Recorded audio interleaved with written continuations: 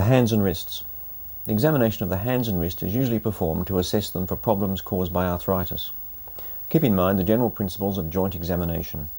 Look, feel, move, measure and compare with the other side and assess joint function. Begin as ever with the general inspection.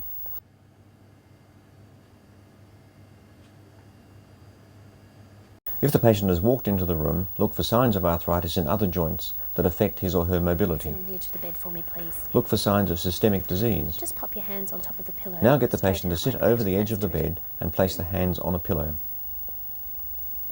Now look in more detail at the forearms and dorsal and then palmar aspects of the hands. Take time to look at the skin and nails, and then at each of the joints in turn, at the small muscles of the hands and for scars. Note deformity of the architecture of the hands. The changes caused by rheumatoid arthritis are very characteristic.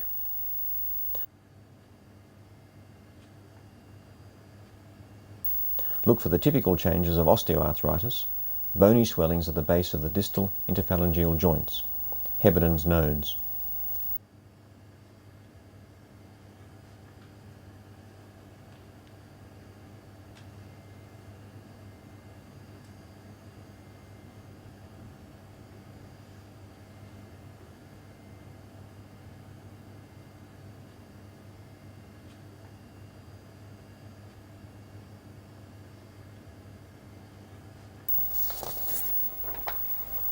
Before beginning to feel the joints, ask if they are painful or sore Do you anywhere. have any pain in your hands or your wrists? Feel the skin for the tethering that occurs in patients with scleroderma.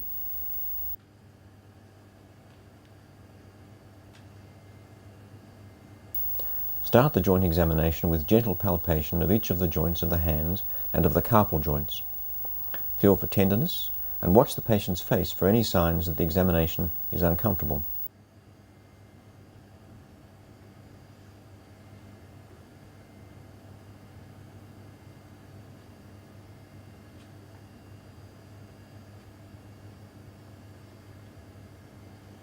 Then the metacarpal and proximal and distal interphalangeal joints.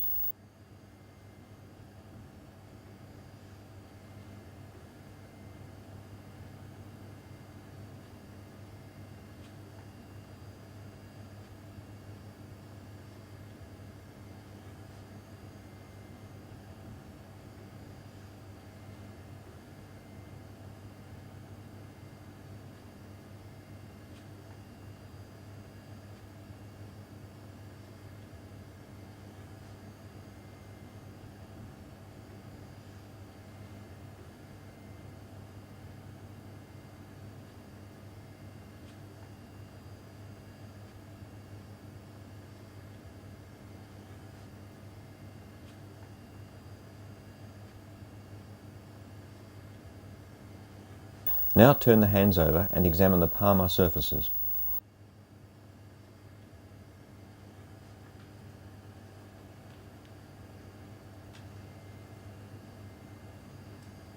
Feel for the rough movement of thickened palmar tendons by asking the patient to open and shut the hand. Open and close your hand for me.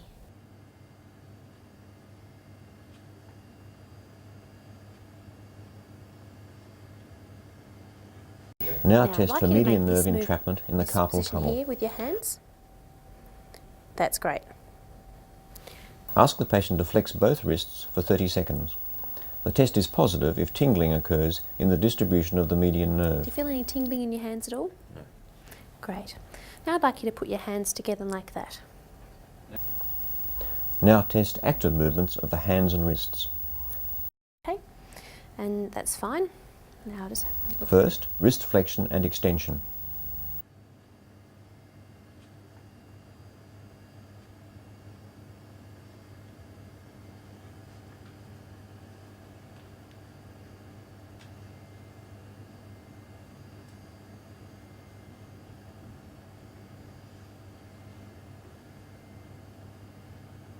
Now go on to thumb movements. Test extension just hand first. your hands over for me. Now, just keeping your hand nice and still, push your thumb out against my finger. Now abduction. This time point your thumb towards the ceiling and hold it there. Excellent. Same on this side, put it towards the ceiling, don't let me push it down. Now adduction. Keeping my thumb back up, pointing to the ceiling. Now this time push down against my finger. And the same on this side, push down. Good. Now opposition. Now this time I'd like you to touch your little finger with your thumb. Push it, that's right, and don't let me pull it away. Look for limitation of these movements or signs of discomfort caused by them. Very good. Okay. Next, test metacarpophalangeal and interphalangeal movements. As a screening test, ask the patient to make a fist and then straighten out the fingers. Tight fist, hard as you can. Okay, and now then test the fingers individually. If active flexion of one or more fingers seems to be reduced, test the superficialis and profunda flexor tendons. Just holding holding your fingers straight, try and bend the tip of the finger down. Hold the proximal finger joint extended and instruct the patient to bend the tip of the finger. The distal fingertip will flex if the flexor profundus is intact. And this time? Very good. Then hold the other fingers extended to inactivate the profundus and check flexion of one finger. Yep. Inability indicates the superficialis is unable to work. Now test hand function. Okay. First of all, I'd like you to grip my fingers very tightly in your hand. Grip strength is tested by getting the patient to squeeze two of the examiner's fingers. Don't let me pull them out. Very good. Okay. Key grip is the grip with which a key is held between the palps of the thumb and forefinger. Take this key in your hand that you would normally use and take as if you're going to open the door. Pretend my fingers here are the lock in the door and turn it as hard as you can. Very good. Opposition strength is where the patient opposes the thumb and individual fingers. Make this movement here and don't let me pull my fingers through. Firm as you can. The difficulty with which these can be forced apart is assessed. Finally, a practical test, such as asking the patient to undo a button or write with a pen, should be performed. Undo the button on the top of you.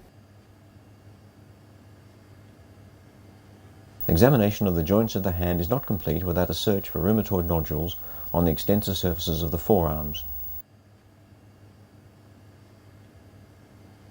Remember that a neurological examination of the hands for peripheral nerve abnormalities is necessary to complete the assessment.